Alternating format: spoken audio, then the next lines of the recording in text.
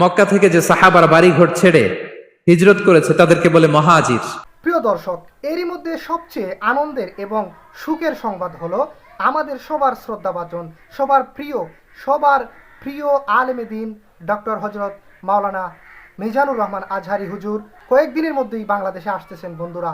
জানা গেল খুব শীঘ্রই দেশে আসছেন এই ইসলামী বক্তা। তো আসলে এই যে একটা আনন্দের বিষয়, এই আমাদের প্রিয় কলিজার টুকরা হযরত মিজানুর রহমান আজহারী হুজুর বাংলাদেশে আসছেন, এই জিনিসটা শুনে সারা বাংলার মানুষ আসলে আবেগে আপ্লুত, সবাই খুশি উদযাপন করতেছে, সবাই দৃঢ় প্রতীক্ষায় রয়েছে যে কবে আমাদের প্রাণপ্রিয় হুজুর, প্রাণপ্রিয় আলেমে দ্বীন এবং সুললিত কণ্ঠের বক্তা এবং বাতিলের বিরুদ্ধে এক বলিষ্ঠ কণ্ঠস্বর বক্তা মিজানুর রহমান আজহারী হুজুর কবে দেশে আসবেন, সেই প্রতীক্ষায় রয়েছে বাংলার মানুষ।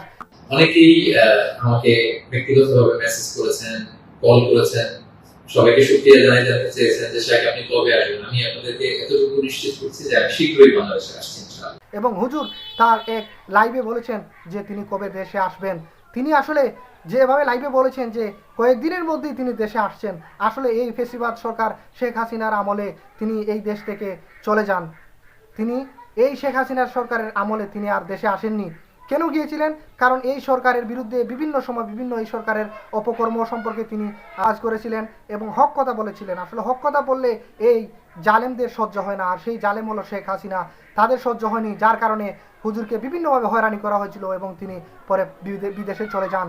এখন এই ফ্যাসিস্ট হাসিনার সরকার, এই জুলুমবাদ সরকার যখন বিদায় হয়ে গেল, তখন আমাদের প্রিয় শ্রদ্ধাভাজন হুজুর আবার আমাদের মাঝে চলে আসবেন। সেই প্রতীক্ষায় বাংলার 18 কোটি মানুষ প্রতীক্ষায় রয়েছে, আর সেই প্রতীক্ষার অবসান আমরা আশা করি খুব অচিরেই হবে বন্ধুরা।